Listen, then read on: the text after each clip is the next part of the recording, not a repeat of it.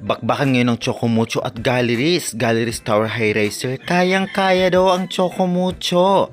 Chocomucho Flying Titans. Kailangan si Ea Laure para manalo dito sa larong ito. Si Serundina maghahalimaw. Yan natin pag-uusapan at bigyan preview ang magiging laban ngayong araw. February 26, 2026 sa PVL All Filipino Conference 2026. Kaya before that guys, please naman, huwag niyong kalimutan mag-like, comment, subscribe, and pa-hit the notification bell for more PVL updates. Maraming salamat sa suporta. Well, ang laban nga nila ngayong araw ay magaganap 6:30 PM sa Fail All Center. Mapapanood sa One Sports Plus sa cable, Pilipinas Live at Signal application. Magandang bakbakan to, lalong-lalo pa talaga namang lumakas din ang Capital One kung i-base natin sa performance nila ngayong conference na ito ng mga nakaraan.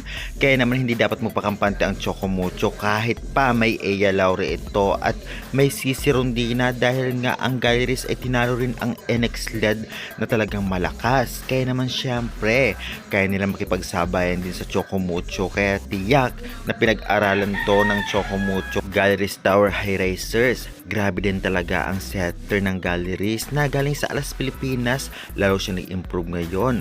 May Aisa May Supuntillas pa at yung mga bagong recruit ng Galleries Tower High Racers ay nanggagawa kahit mga baguhan at hindi natin kilala masyado, ngunit grabe sa palo at lakas. Talaga namang masasabi natin na makikilala sila sa Galleries kung consistent at tuloy-tuloy ang kanilang performance kagaya ng nagawa nila laban sa NX LED Chameleon. Hindi man masyado nakapag-ambag laban sa NX LED si Puntillas, ngunit grabe, malaki rin ang kanyang naitulong doon. At aabangan natin ang performance niya ngayong paparating. Samantalang sa Chocomucho naman, kailangan makapaglaro ulit ni Ea Laure at si Rondina para naman sure buluwin daw. Well, masasabi natin oo dahil talagang napakalakas nila at consistent din.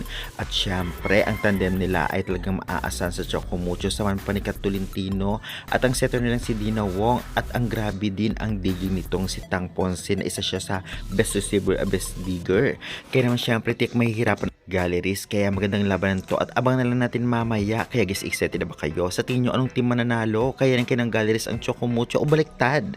Kaya ng Chocomucho ang Galleries? Pa-comment, ipa-subscribe for more valuable updates. Maraming salamat sa support and God bless!